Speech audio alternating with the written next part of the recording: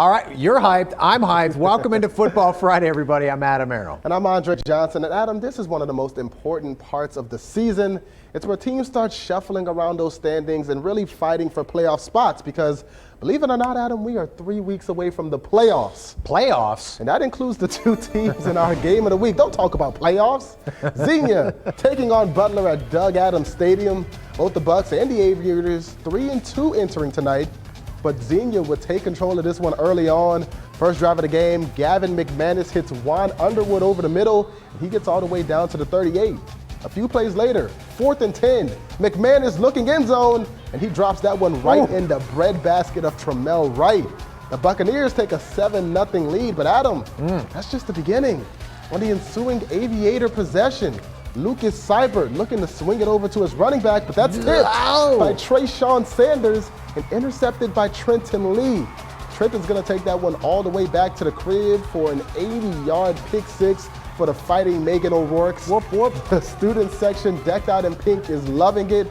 Now to the next Aviator possession, 3rd and long. Seibert looking deep and finding Luke Mitchell. He just got a gift from Randy Moss. Yes, NFL great Randy Moss. A few plays later, Seibert handing off to Braden Bishop, finding a crease, bouncing off a few tackles and picking up 21 yards. And now 4th and long, Seibert looking deep again. But there goes Trammell Wright. He caught a touchdown earlier. Now, Adam, he's going to double up with the interception on defense. The Aviators, they would come back and make this a game now, but Xenia would ultimately come out on top 40-34. All right, Troy and Tippecanoe fans, they are ready. It looks like 70s night out there for some disco fever. Starting with some defense here, Troy's J.J. McCoy spinning. Oh, man, he almost ripped his arm off there. Throwing Leon Poronsky to the ground for a sack. That doesn't hold Tip back, though. Griffin Caldwell is going to run up the middle there for that touchdown. 7-0 Tip. Tip then going for another TD. Poronsky goes for his target in the end zone. Oh, what a Wyatt Smith, though, gets his hands in there to break up the pass. Nice defense there. Tip settles for a field goal. Jackson Cleather, kickers are people too. 10-0 Tip. Troy trying to get back into it. John Reed airs it out. Jack Kleinhead, big gain there. Now on 4th down, Bobby Rolls going to air it out for the end zone. Okay. But, man, good effort there. Ball falls not complete. Tips, Cade Everhart. He's going to pick up some yards. He's a tough running back there. Then Poronsky. He's going to look for Zach Butera in the end zone.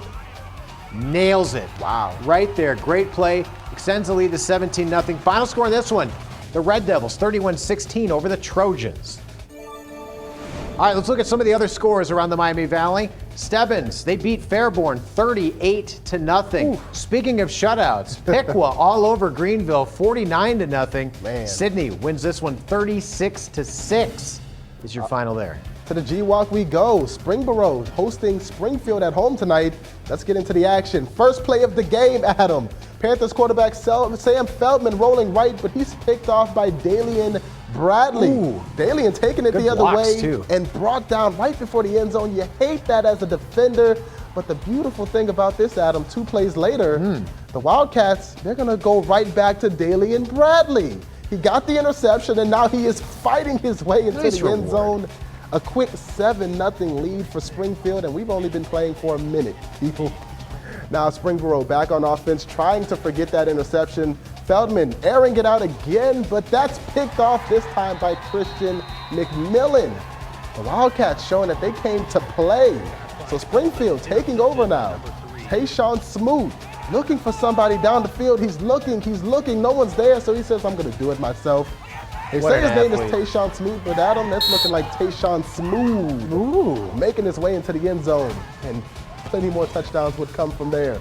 Springfield winning this one over Springboro 26-0. All right, let's go Northmont. Wayne, opening shot here. Wayne up 28-0 already to open the second half. Wayne, though, they would fumble deep in their own territory. Northmont trying to make a comeback. Cocky Kortner gets the ball to TJ Gregory. Leaping catch. Nice touchdown there. 28-6 now. Northmont with some life. Noah McClure going to pick off Tyrell Lewis. We got something going here. But on the next play, this is a great return. Let's enjoy this for a second. Nice stiff arm right there. So they're in business. They're moving right down. Something happen. Comeback attempt. But then this happened. Andre. Fumble, fumble. But they get another pick, this time by Zane Veneman. Man, a lot of defense in this second half. So how about this? Kortner is going to then go to Gregory again once the offense takes control here. And it's in. Ooh. Touchdown, 28-12. We got a ball game now. Okay. Wayne's Brian Kinley. He's going to help put the lid on this, though. Busting up the middle for a big boy TD run there. 35-12 at that point. Final score in this one, 49 Warriors. Thunderbolts, 18. Staying in the G-Walk, to Miamisburg we go. Fairmont up 21-0 at the start of the second half. First play of the half, Malik Hillen, faking it and running it up the gut himself, avoiding some tacklers. It's a foot race between him and Preston Barr. Preston, though, would win that foot race, taking him down at the 20. Fairmont threatening to score again. Firebirds, though, couldn't punch it into the end zone, so in comes Will Holt for the long field goal. That one's good. Fairmont up 24-0. Now the Vikings trying to make something happen, going for it on 4th and short. Justin Barry stretching for the first down marker, but he got stuffed by that Firebirds defense. Turnover on downs. Now to the 4th, Miamisburg trying to get on the board, and there's our guy, Adam. Oh, man. There's our guy, Jackson McGowan, with another top play. Going for the end zone. Touchdown, yeah. Dunking on the Firebird defense. Miamisburg avoids the shutout, but Fairmont would leave with the win, beating the Berg 24-6. All right, to Centerville Stadium we go. The 5-1 Elks, they are soon to be 6-1. Centerville's first possession on the 34-yard line. Imuble Wakilwango on the handoff. A cutback, let the blockers lead the rest of the way. First score, good for him. Cue the fight song for the fans there. But wait, we're gonna get a little trickery here. What's going on? Quarterback Chase Harrison just ran the extra point in for an 8-0 lead. Wow, okay. That was interesting. Big fella's loving it on the way back. Didn't have to do anything. Next out possession, Harrison's going to find Nick Bruder over the middle. 16-yard score. You can celebrate there, young man. Let's see those ups. Yeah. Yes, sir. God, I love seeing that. All right, yet again, it's the Elks. Harrison on the screen pass. This time, Cameron Smith. Spin, hits the B button. Beavercreek defenders takes it down to the 5. Man. Look at that. The ball, though, comes out. Kilwango gets it, falls on it, Centerville up. No big deal, that's fine. Man, it's all good. Whatever works. Yeah, hey, they scored all over the place. Chase was on his game on this one, too. 53-0 your final, Elks over the Beavers. Now to Brookville, the 5-1 Blue Devils taking on undefeated Eaton. The Eagles starting off on offense for us. Brock Ebright stepping up, firing to Braden Boston, but then that ball's popped out right into the hands of Tim Davis. So now it's Brookville ball. Keegan Mayer completing the pass to a diving Dylan Sanders, going full extension to get the first down. Then a few plays later, the mayor of Brookville dropping back to pass, but he's picked off by Leslie Orr. A lot of defense in the first quarter of this Southwestern Buckeye League showdown. Hey, did I just say defense? You sure did. For defense. Brock Ebright throwing it up. Literally, Tim Davis ripping that ball away from the receiver for the interception. He recovered the fumble earlier. Now Brookville on offense, capitalizing off that momentum. Keegan Mayer throwing the bomb downfield to Seth Hoover with an impressive catch. And on the very next play, Grady Lamb getting the handoff, breaking a couple of tacklers, and he reaches pay dirt. 7-0 Brookville. But Adam, that lead wouldn't last for very long. Literally, seconds later on the ensuing kickoff, Ian Rubush using his blocker. Pushing his blocker? He literally threw his blocker into that guy. You love seeing that. He said, "You will block for me, and I will get this touchdown." Fair trade. Tying things up at 7 apiece. Then right before halftime, Brock Ebright is going to go on the QB sneak, getting into the end zone. 14-0 Eaton at the half. 29-7 Eaton, your final. All right, now to Carroll. The air horns out as the Patriots taking on CJ. We're going to pick this one in the second. Eagles already up 35-0.